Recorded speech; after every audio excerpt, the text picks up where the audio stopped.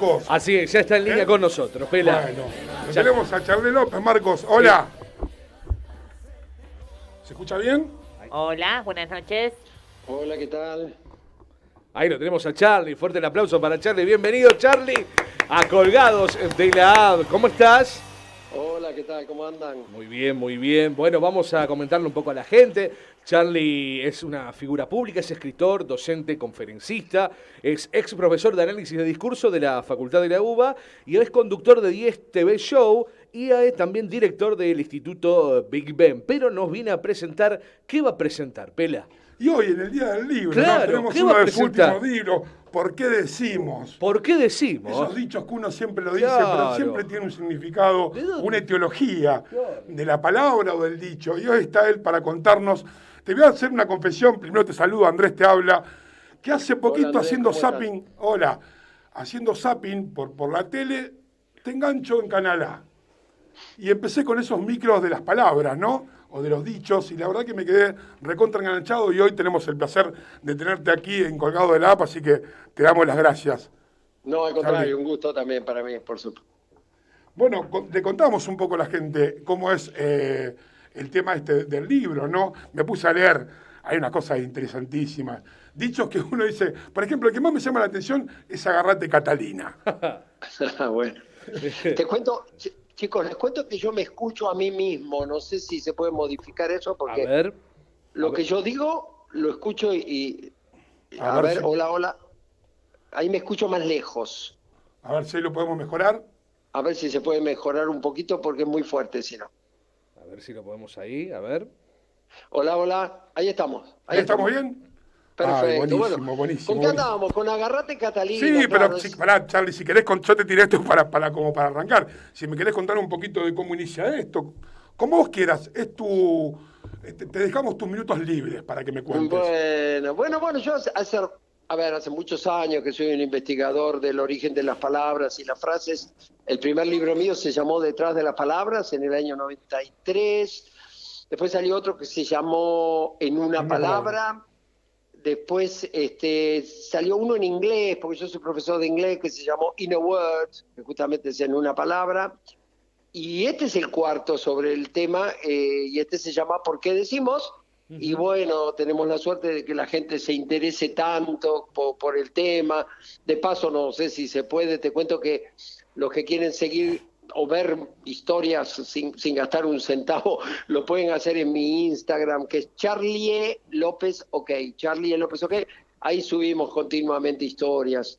Y ahora, en este libro tenemos muchos dichos, porque los dichos nos representan muchísimo. Y justamente el que ustedes decían, Agarrate Catalina, es un argentinismo que tiene que ver con una trapecista que vivió allá en Buenos Aires por la década del 40 y que, bueno, trabajaba en circo, por supuesto, y su madre y su abuela habían ambas muerto en accidentes del trapecio. Y la gente estaba al tanto porque era realmente excelente ella y siempre había alguien en la tribuna, en las gradas del circo, que le gritaba, sabiendo la tragedia de su familia, agárrate bien, Catalina. De ahí quedó Agárrate Catalina. Ahora hay una segunda teoría que en realidad para mí deriva de la primera, pero bueno, no se sabe a ciencia cierta, y es que Irineo Leguizamo, el famoso jockey, tenía una yegua llamada Catalina y que le solía decir, agárrate Catalina, que vamos a galopar antes de cada carrera. La cuestión es que de una u otra manera la frase quedó para hablar de que es como si yo digo, bueno, viene mi hermano con los 7 chicos a mi casa a comer, agárrate Catalina porque te van a romper todo. Ahí viene la historia. Claro, uno la va transgiversando, usando cada uno para lo que le conviene. Claro, sobre todo para prepararse para eventos que no van a ser agradables. Qué bueno esto de las historias, porque la verdad que me puse a ver bastante de tus cosas y lo que más me llamó la atención, que le debe llamar la atención a la gente común de a pie, digamos, o que por ahí no se dedica a estudiar estas cosas, es cómo usamos tantas cosas y nunca nos preguntamos de por qué viene y el significado del por qué, ¿no? Tanto de los dichos como de algunas palabras en sí. Claro, el tema es que al final uno justamente lo usa tan naturalmente que no se da cuenta de pronto que, a ver, ¿qué es la palabra? La palabra es un ruido que representa cosas, que representa situaciones, sentimientos, acciones. Y uno ya la usa sin prestarle atención a ni siquiera cómo suena. Solamente nos damos cuenta cuando vamos a otro país o mismo en España, que escuchamos, por ejemplo, un chico acá que repite de año, usamos ese verbo, repetir. En España se dice suspender. Y uno dice, ¿por qué dicen suspender? Ahí sí se la cuestiona, pero digamos, las palabras que nos acompañan todos los días no las cuestionamos, pero es interesante saber de dónde vienen. Y además, en el caso de los dichos, un poco para entender a los abuelos, ¿no? A los abuelos que usan palabras que uno dice, pero se la escuché a mi abuela y no sé bien. Por ejemplo, no quiere más Lola. Esa la usamos todavía. Esa la usamos. Claro, el auto ya dice, bueno, este ya no quiere más Lola, la impresora palmó, no quiere más Lola. Y esa tiene una historia también, estoy yendo por el lado de los argentinismos, que tiene que ver con principios del siglo XX, cuando había, aparte de todo esto, se puede comprobar y chequear, ¿no? Había una galletita muy sabrosa, muy saludable, que se llamaba Lola, hecha por un establecimiento que todavía está, que se llama Bagley. Entonces Lola estaba hecha con, según la publicidad y los médicos de la época, con los mejores ingredientes, sin agregados artificiales, y también por eso se le incluía en la dieta de los enfermos que estaban internados en los hospitales. Entonces, ¿qué pasaba? Cuando alguien estaba muy grave, ya de manera, digamos, enfermo de manera terminal, los médicos o los otros pacientes solían decir, el de la cama tal, lamentablemente no quiere más Lola. Ni siquiera estaba para comer esa famosa galletita que era tan sana. Y de ahí nosotros se la aplicamos a todo. Es fantástico. Yo si no me dejo de sorprender. Te digo que mientras miraba cosas, y aparte de decir, como muchas, qué sé yo, qué garrón que te comiste, o comerse un garrón. Esas cosas que nosotros Claro. usamos normalmente.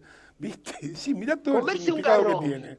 Esa sí que está vigente, ¿no? Porque Sí. fíjate, ahí tenés cómo va cambiando. Comerse un garrón, perfecto. Y después decir, ¿qué garrón? ¿Qué garrón? Directamente. Ahí es como la etimología, el tiempo va cambiando. Pero acá, la razón por la cual se dice comerse un garrón, en realidad con el tiempo ya desapareció la razón principal. Porque el garrón es la parte de abajo de un animal.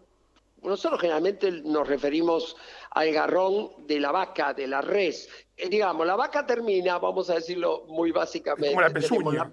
la pezuña y arriba viene el garrón. Claro. Y el garrón, para el gaucho argentino, no era una cosa apetecible.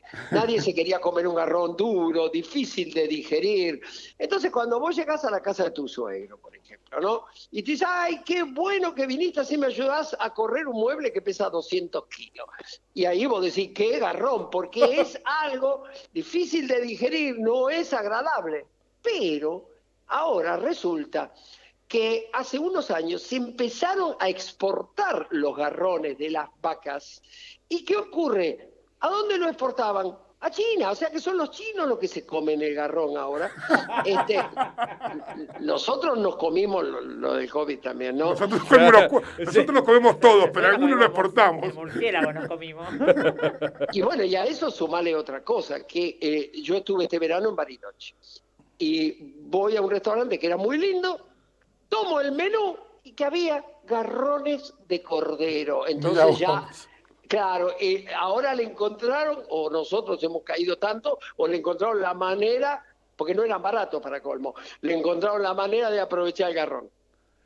Es fantástico. Yo cuando vi tus micros y vi eso acompañado por imágenes y vos presentándolo, la primera vez que lo veía, dije, qué edición, qué bueno cómo le buscaba la vuelta una palabra. Pero claro, al rato me di cuenta que todo esto tenía un estudio, tenía una información y, como vos explicás, se va transgiversando el uso del dicho o el refrán o la palabra. Y la verdad que cuando vos lo empezás a explicar suena tan simple de encontrarle sentido, más allá de que se use en ciertas ocasiones diferentes, que está fantástico. Además hay otra cosa, ¿no?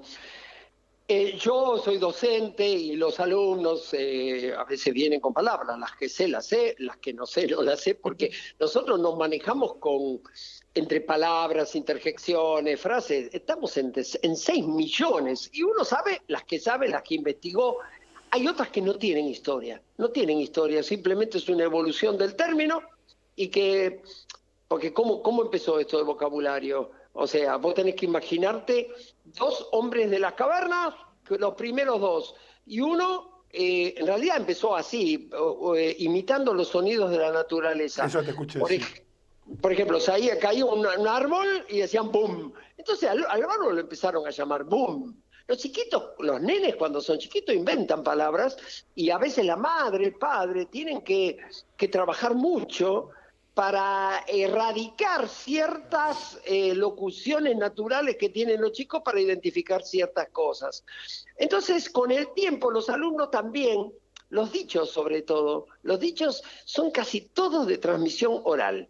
Quiere decir, los chicos nunca los leyeron y escuchan lo que escuchan. Por ejemplo, no hay tu tía. La gente cree que no hay tu tía tiene que ver con la hermana del padre, no hay tu tía, y algunos se inventan unas historias fantásticas, no hay tu tía porque la tía nunca lo visitaba. Son cosas, y algunos las discuten, ¿no? La gente le cuesta mucho decir no sé. La tu tía, la palabra no hay tu tía, primero que ese tu tía se escribe todo junto, porque esa palabra viene de a tu tía, era una sola, a tu tía tenía una A adelante, y la tu tía era un remedio que se utilizaba en la antigüedad para curar de todo. Estoy hablando del año 1500. Estaba hecho en base a óxido de zinc.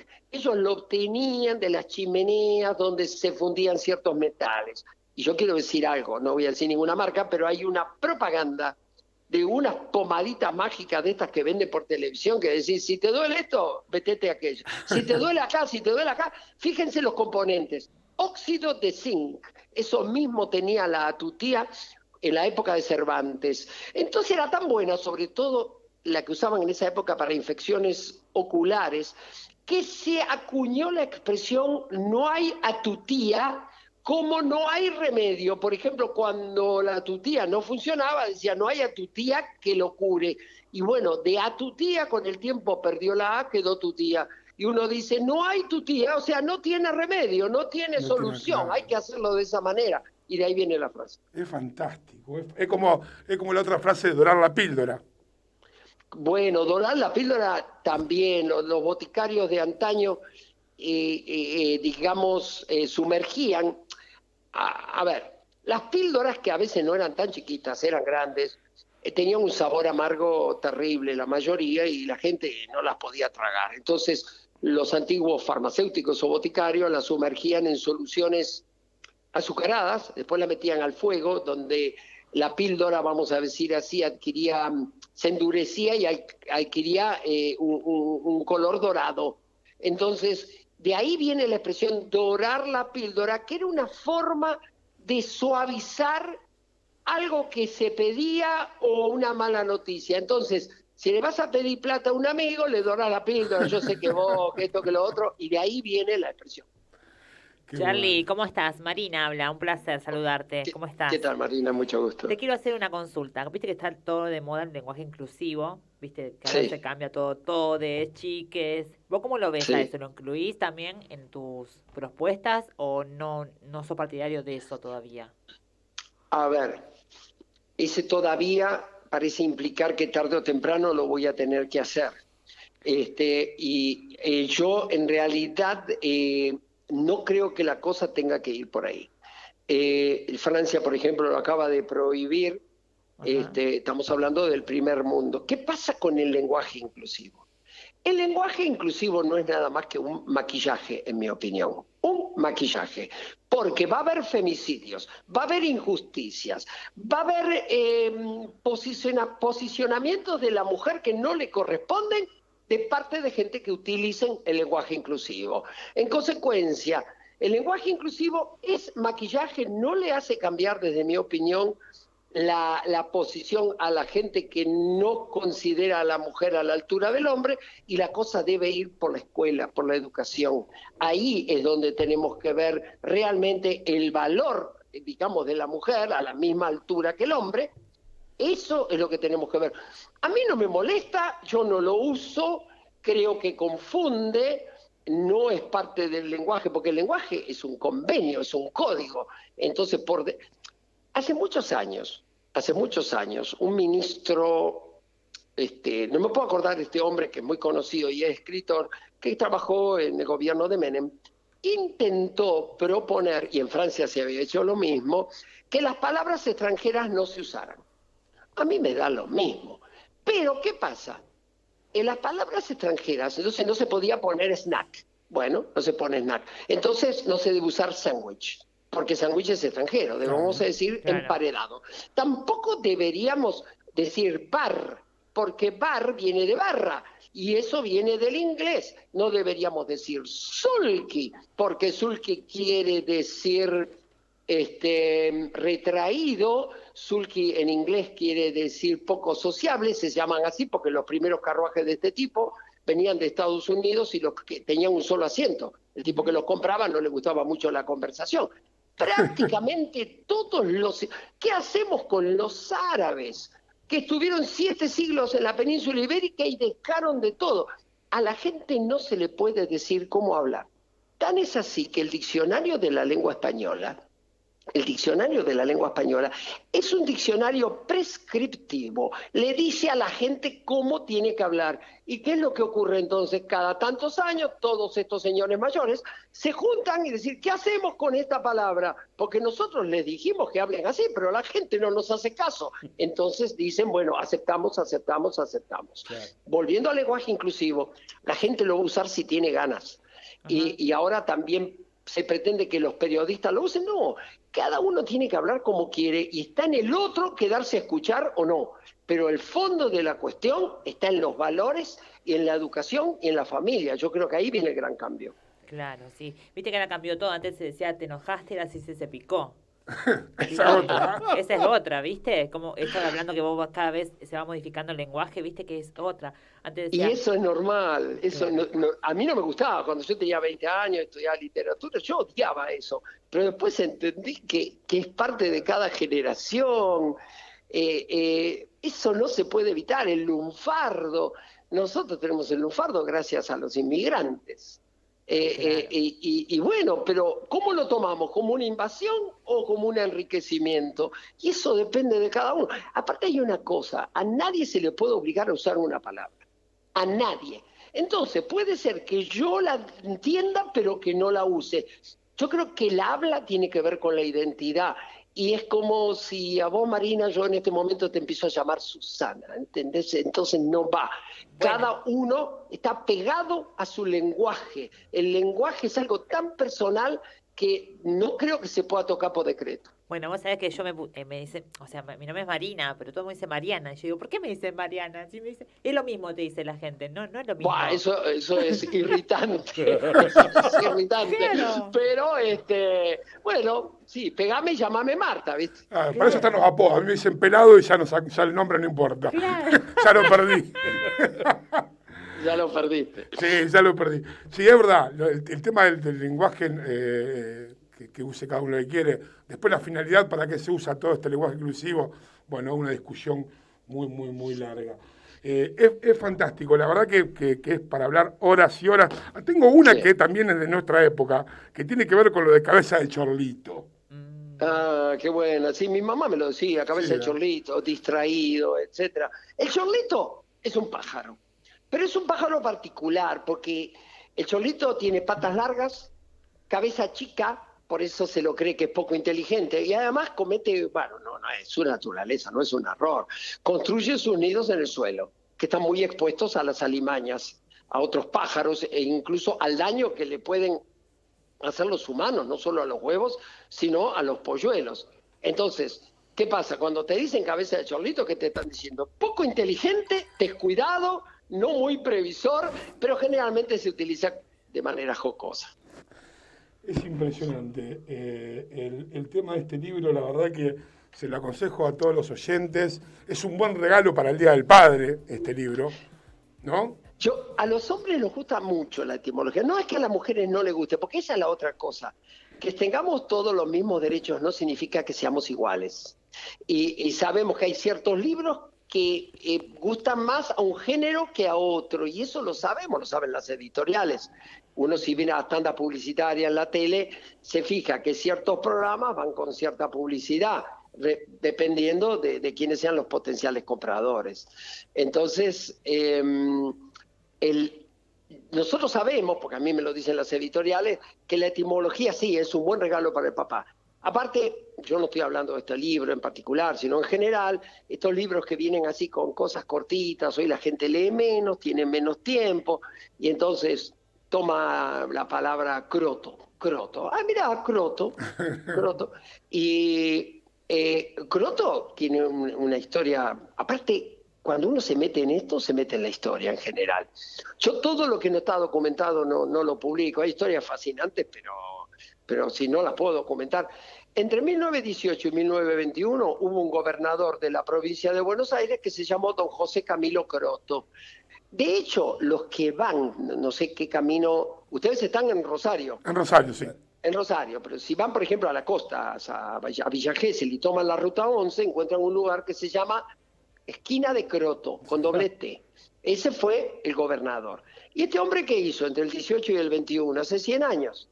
Este hombre apenas asumió, dijo que los peones que fueran a levantar la cosecha no iban a pagar boleto de ferrocarril, de tren. Y le daban un carnet. Entonces, cuando se presentaban en las estaciones, mostraban el carnet y los separaban, y los que, digamos, de alguna manera separaban a la gente, decían, no, el señor no paga, viaja por Croto, viaja por el decreto del gobernador Croto. Y dado que esta gente eran trabajadores de condición humilde, mal trajeados, además, muchas veces, como no había lugar, los metían en vagones de carga, viajaban en los techos, claro. Ahí le quedó la palabra croto, que bueno, disfrutamos a veces en nuestras casas cuando no nos queremos vestir bien. ¿Cómo hiciste para...? No te quiero robar mucho tiempo, yo por mí hablaría mucho más, pero sé que tengo un compromiso. Ahora. Por eso, lugar, sí. La verdad que te iba a preguntar, tengo un montón, pero estoy contenido porque me están haciendo señas que tenés una nota a las 8, entonces que no te quería seguir. Charly, te agradezco otro día, si podemos hablaremos de nuevo. La verdad que un placer que estés acá, pero mil gracias, muy interesante todo. Las redes, ¿querés dar algún tipo de información sobre esto? Algo dimos, pero repetirlas. Sí, claro, Charlie López, ok, para los que tengan ganas de todos los días encontrar alguna, vamos subiendo continuamente, yo no me acuerdo, porque me ayudan con esto, porque yo no hago... Estás en YouTube también, puede ser, que está todo en YouTube. Claro, sí. Yo estoy en todas las redes de TN, estoy los sábados a la mañana en TN Televisión, los martes en Canal 3 de Rosario, en Antes de Salir. Sí. Y... ¿Canal A entonces, también? ¿Perdón? ¿Canal A? En Canal A, pero en Canal A, en Bariloche también, en el Canal 6 de Bariloche. En consecuencia, me encanta hacer esto, pero bueno, me ayudan un poquito y en las redes van a encontrar cantidades de historias, aunque sea para emplomar a los amigos durante un asado, porque no les pueden decir nada, se tienen que callar y escuchar. Claro. No, al contrario, cuando uno empieza a ver estas cosas, que fue lo que me llamó la atención a mí, es más, no es para emplomar, sino para explicarle a los amigos de dónde vienen las cosas. Para ilustrarlo y para dar, por lo menos decir, viste que el que sabe una pregunta difícil y la tira, bueno, sí. Acá hay que tirar una pregunta y después a uno mandarle de dónde viene. Te iba a preguntar por lo de mayo, julio, agosto, que es interesante, pero sé que es largo. La hacemos otro día. Otro día, te queda un minuto y no te quiero romper el otro compromiso. Te agradezco, pero de corazón. Así que, bueno, buen fin de semana. Mucha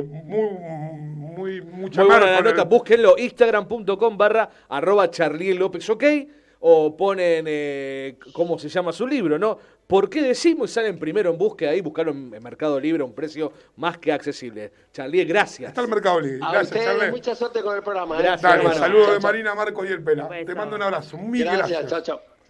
Bueno, y así pasó. Qué lástima que tuvimos poco tiempo. Sí. No, en realidad lo tenía a la -4. En realidad, le gustó la nota y se extendió. En realidad nos dio un plus de 10 minutos más, así que totalmente complacido. Léanlo, búsquenlo en YouTube. Yo lo enganché la semana pasada de rebote en Canal A un domingo a la mañana, ya estoy viejo, y primero pensé que era una edición en joda. Claro. Porque la verdad que no lo conocía físicamente, había oído nombrar un poco de esto, pero nada más. Y búsquenlo en YouTube, búsquenlo en las redes, mírenlo en la tele. Está muy bueno en Instagram, Sí, tiene de y todo. aparte se nota que es muy buen docente porque explica muy bien y es muy didáctico. Así que, bueno, así pasó la nota con Charlie López desde Buenos Aires. Mil gracias, espero que les haya gustado. Por supuesto. Vamos un corte, nos ponemos en pelotas y después seguimos. Quédate con nosotros que ya volvemos aquí colgados en Tela.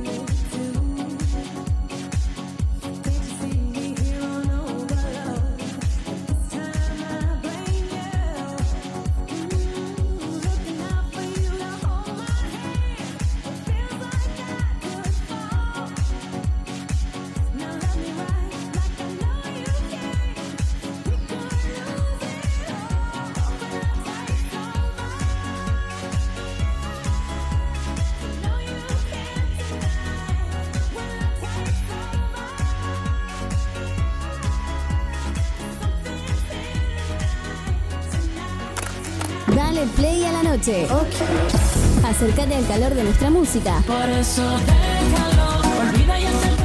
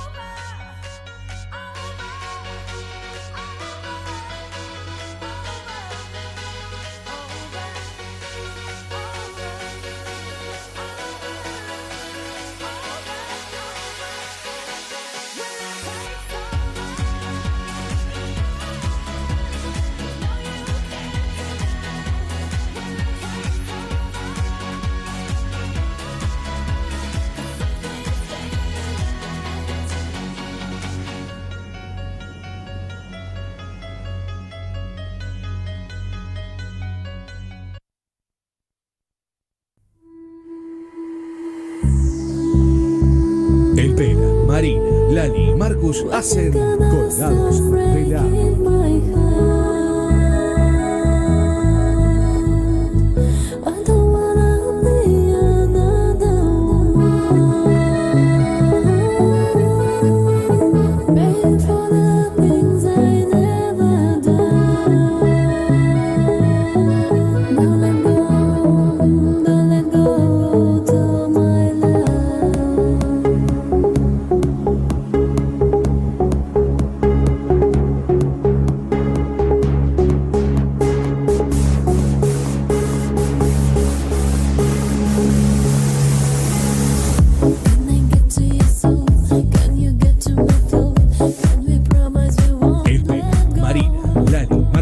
Hacen Colgados de la... El Pela, Marina, Lali y Marcus hacen Colgados de la...